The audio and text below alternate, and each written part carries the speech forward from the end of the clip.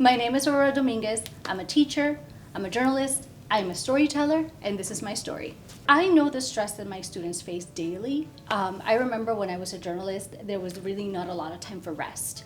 I had crazy hours. Sometimes I would have to work from 5 a.m. to say 1 p.m. or sometimes I would have to work from midnight until midnight or from midnight on. It was a wonderful experience being an entertainment and culture journalist, but at the same time, it didn't leave a lot of time for me and for me to take care of myself. The social scene was overwhelming, having to go to events all the time.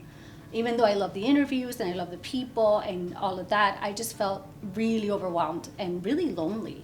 It can get lonely there because you know a lot of people, but are they really your friends? That's something that I honestly went through as a journalist.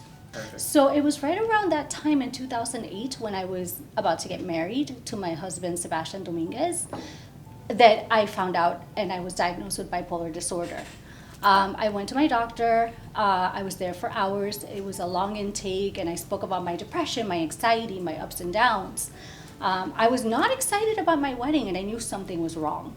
I was not sleeping well. My times were really off. I would go to bed at 5 a.m., have to wake up to go to work in the newsroom, or I would not sleep. It was just insane. So I would have really high ups and really low lows. And that's what I noticed, and I realized that I needed help.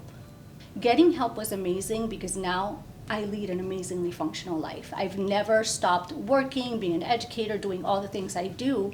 And even though I go to therapy, I'm on medication, I don't see it as a stigma. I see it as something that helps me be better every day, especially for my students.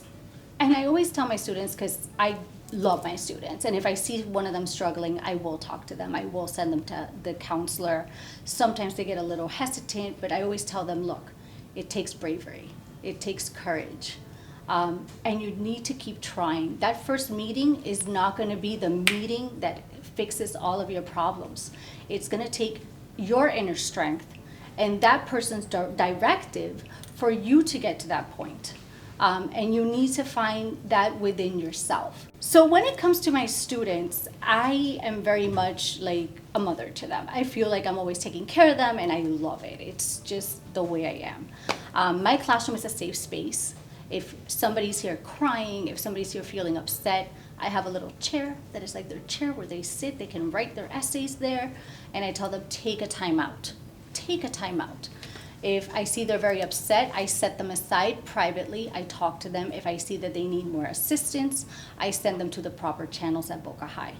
I have in the past also really told them, look, this is a safe space. I'm here for you. And I feel like just being there for them has helped because they need that listening ear.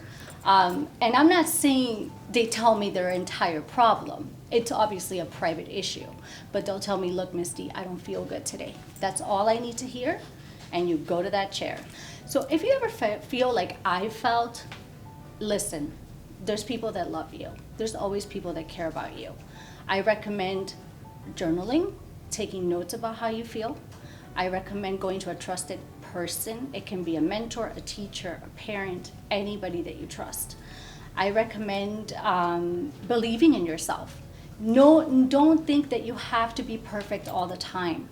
I went through times where perfection was a big deal. Like I thought I needed to be perfect. But what is perfect really? We're all perfect in our own way. And I felt lonely in a crowd. And if you ever feel that way, just realize there's people that do care about you. That loneliness is probably coming from within because you don't understand how you feel emotionally. You don't understand how you feel those when you're up, when you're down, when you're anxious, when you're depressed. It's a lot to cover. And to the teachers and admin and adults listening to this, listen, we all go through this as well. Don't be afraid to look for help. Don't be afraid to find somebody that you can talk to. It is a rough year, but we've gotten through it and we will get through this together. I'm Aurora Dominguez. I am a bipolar disorder survivor. I am an educator. I am a journalist. And thank you so much for listening to my story. Hey, thank you so much for watching this and listening. Ms. D has such an inspirational story, and it's definitely relatable. feeling depressed, feeling anxious has been a very common theme this year. And if any of that resonated with you, definitely get help. You don't make someone less depressed. You don't make somebody less anxious by just taking those things away, right? Like, you just make them more courageous. And so have the courage, be the courage to somebody else, and get help. Thanks.